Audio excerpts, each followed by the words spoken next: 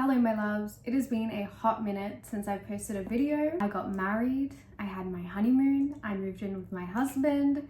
A lot has been going on, so let's catch up, let's talk about it while I do my makeup. I asked you guys some questions over on my Instagram and I'm going to answer some of these now. I feel like I haven't caught up with you guys at all since my wedding, and I don't know, I really want to break things down. So somebody asked, how many people did you invite to your wedding, and if you could change the number, would you? So for my wedding, I'm gonna break it down. I had a mixed morning celebration, a zafar, and then I had an all girls night part to my wedding. So basically it was like a hen's night and my wedding in one day. We chose to do this for a few reasons. Always wanted to have my hair out for my wedding, and obviously taking off my hijab for my wedding day is just not something that I want to do.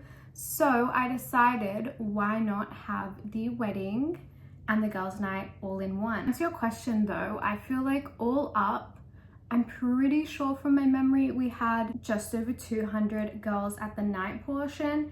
In the day, I'm gonna say it was similar numbers, maybe a little bit less, just because not everyone chooses to go to a morning part of the wedding. I don't know if you guys know, but all of my family from my mom's side is back in Italy. So no one ended up coming down just because we had the morning part. That was the only mixed portion of my wedding, and I didn't want people to come all that way, literally 24 hours on a plane just for literally a few hour wedding event in the morning. So to make up for the lack of family that I had attending on my side, I invited all of my friends, and it was the most amazing morning. And honestly, my friends supported me so much during that morning and really made everything run so smoothly. Absolutely couldn't do the day without them, and I'm so grateful for them. This is also a really good question. Someone asked, how long did it take to plan out my wedding? My wedding planning, it was a collaborative effort. I didn't have a wedding planner, but my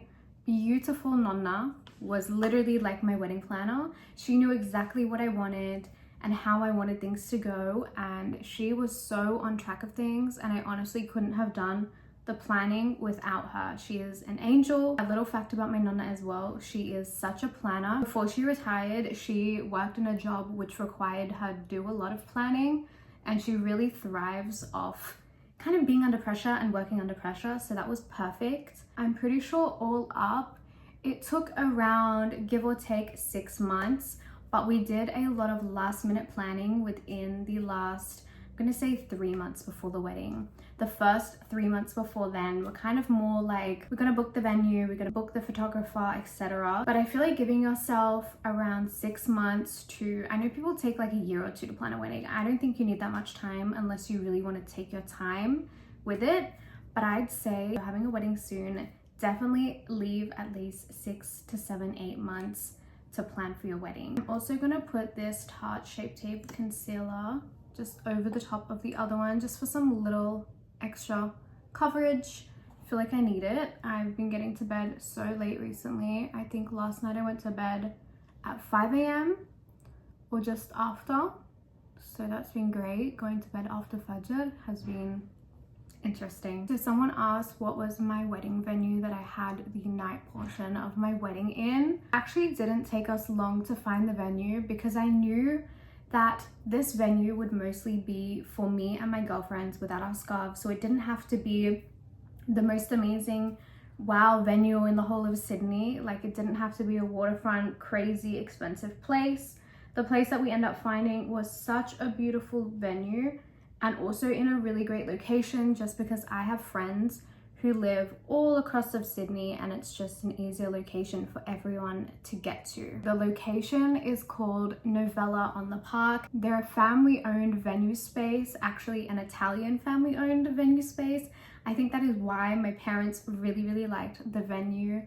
And also, I just love that it was family-owned and Italian. I'd highly recommend this venue to anyone who's interested in getting married. Also have a range of different sizes of rooms in the actual event space. So depending on your size of your event, you can pick a room that suits it. I just realized I forgot to put in my little clip to keep my hijab out of the way. I'm gonna show you guys some photos of how beautiful the hall looked. I haven't even posted not even a quarter of my wedding photos I'm gonna say not even 10% of my wedding photos. I have so many, and it's so hard to choose which ones I'm gonna post. We also had a little floral setup. Ahmed walked me in and we danced together and we exchanged our rings, we cut the cake, we took photos, and then he left. This is a little sneak peek of the most gorgeous setup. Look at the flowers.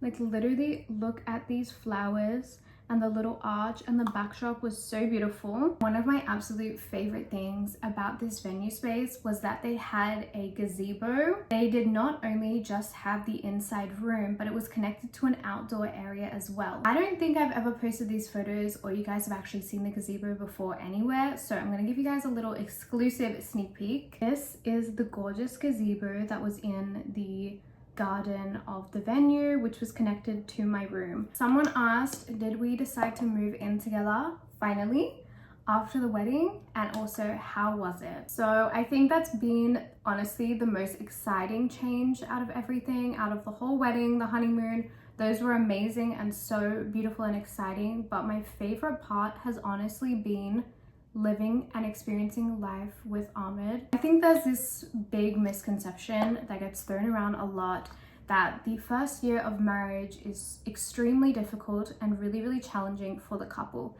Whilst this can be the case for a lot of people, and I'm not going to invalidate anyone's experience because we all have our own experiences, but I do feel like this does scare a lot of women away from marriage, because people often go on about how difficult the first year of marriage is, when this is just simply not the case for everyone. I'm also just, as I said once before, I'm not going to sit here and pretend like people don't struggle in the first year of marriage, but I also want to say a lot of people, including me, have had the most amazing and beautiful experience within our first year of marriage. Mind you, it has only been a few months since our wedding, but alhamdulillah, it has literally been amazing. Alhamdulillah. So I really want you guys who are thinking of getting married soon and who are interested in marriage to not let that scare you, because not everyone's experience is going to be the same as each other. And I feel like I've just heard that way too much, that it was horrible and it was challenging and it was really scary. But honestly, alhamdulillah, all you have to do is make dua and pray to Allah that you're marrying the right person for you,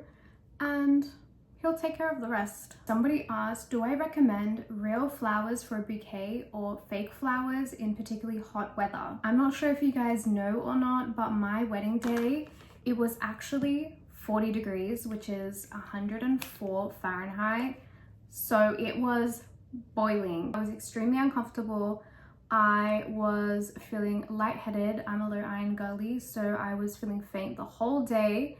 It was honestly the most challenging part of my wedding day, and something that I struggled with the most on that day was just how hot it was. I chose to have a natural bouquet with my flowers. Let me show you guys. This was my bouquet that I chose for my wedding.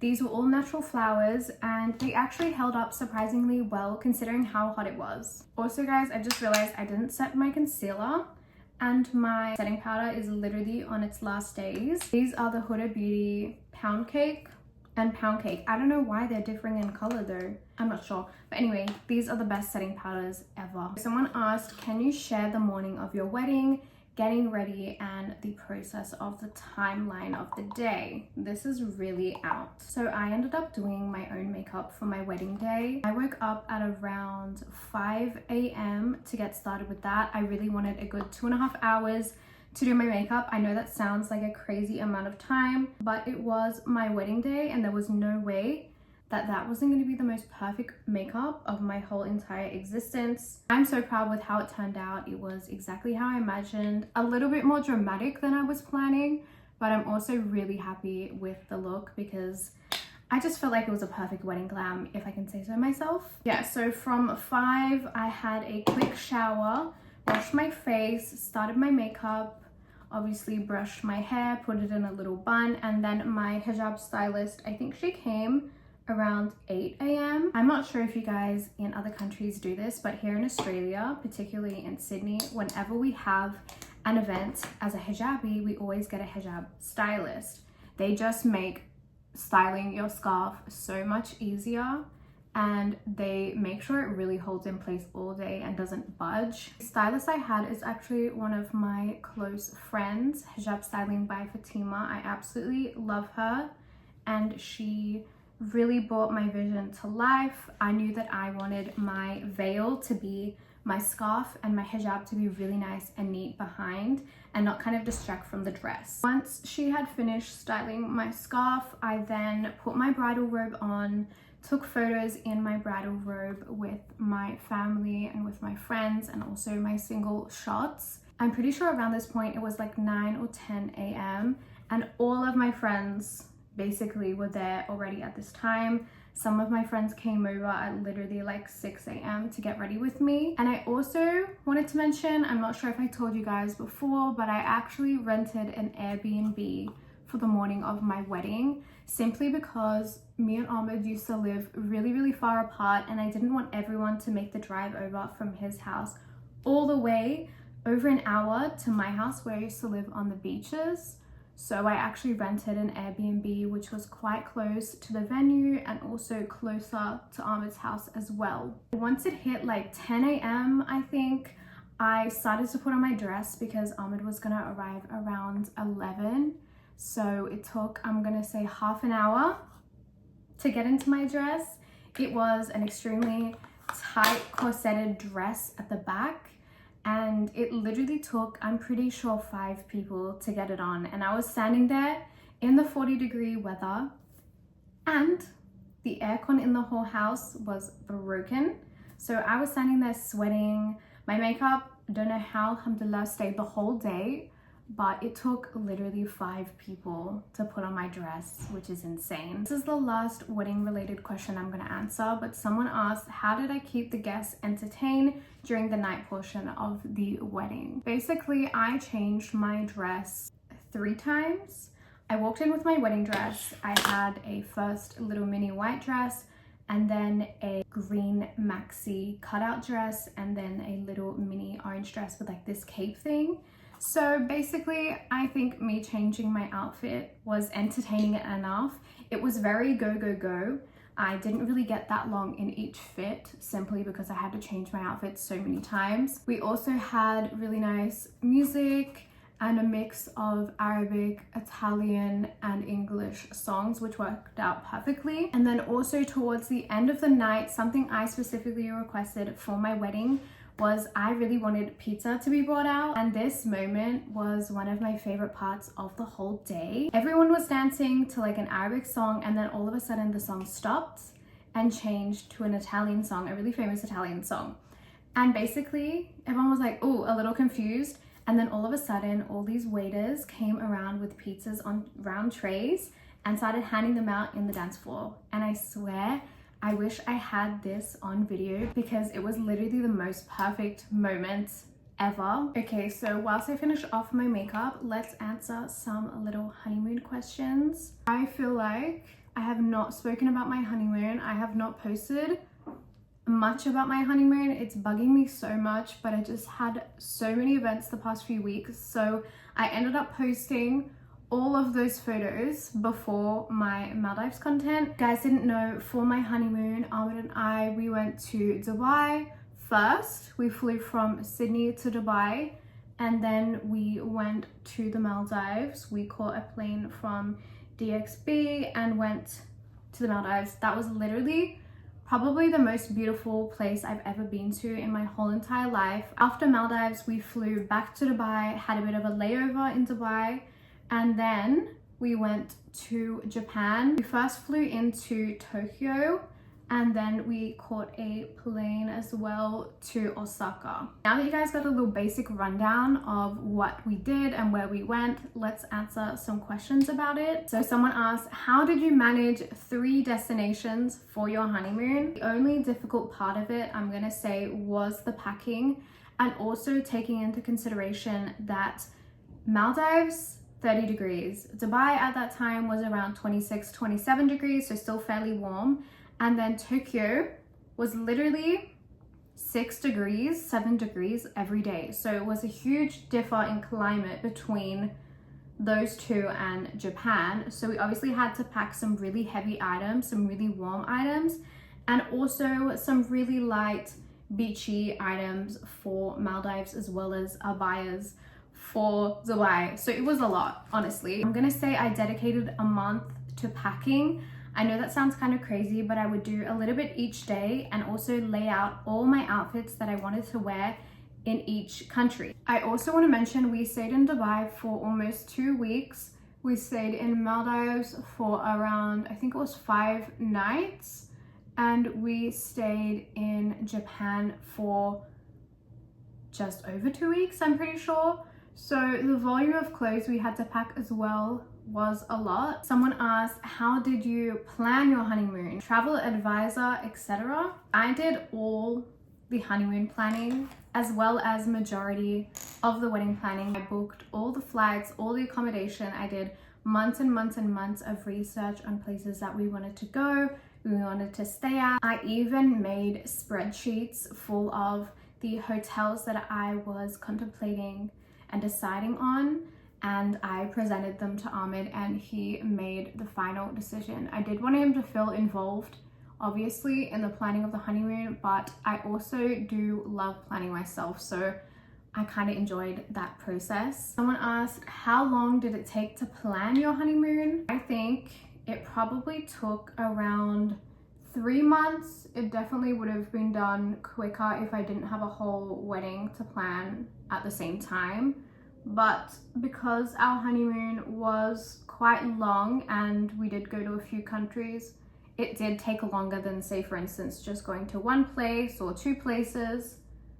But honestly, it was worth all the effort and all the time that I spent planning, because it was so much more beautiful and perfect than I even expected. Someone asked, Japan is my dream honeymoon destination. How was it out of 10 as a honeymoon experience? So for us, there were different things that we absolutely loved about Japan, and then also some things that kind of bothered us, if I'm going to be 100% honest.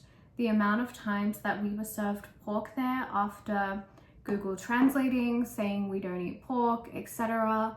You know, looking at the menu, translating the menu, the amount of times that we were served pork was a little insane, because it kind of put a bit of stress on finding a restaurant each day to eat at. There are a lot of halal restaurants in Tokyo, but Tokyo is literally huge and it's not really possible to kind of go all over every single day. So it was a little difficult to eat. And my husband as well is allergic to soy. Sashimi is not as exciting without soy sauce. I have a little pimple on my cheek. I did a facial peel a few days ago and I think it triggered my skin a little. So I'm just gonna draw a little black dot here and make it look like a little freckle. Anytime you see a random dot on my face, just know there's a pimple under there. I always do this to cover it. I still have so many questions that I haven't answered.